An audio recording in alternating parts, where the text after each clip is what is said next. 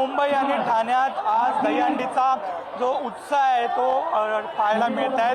ठिकठिकाणी वेगवेगळ्या दहीहंडींचं नियोजन केलेलं आपल्याला पाहायला मिळत आहे। मुंबईसुद्धा असाच मोठा जो उत्साह आहे तो सध्या पाहायला मिळत आहे। मुंबई आणि महाराष्ट्रभरातून ठिकठिकाणाहून जर पाहायला गेलं तर मोठे मनोरे रचण्यासाठी जे गोविंद आहेत ते आलेले आपल्याला पाहायला मिळतात। समोर आपण बघतोय की भाजपची हंड्या जवळपास 8 थर आता या पथकाने लावलेले आपल्याला पाहायला मिळतं।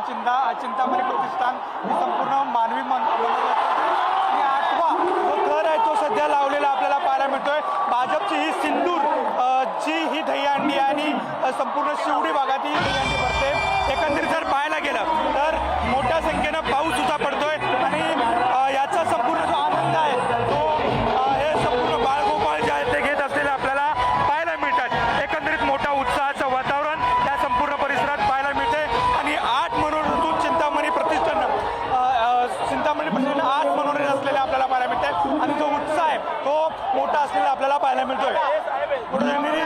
सुरेश सोबत नंदकिशोर गावडे, पुढारी न्यूज, मुंबई।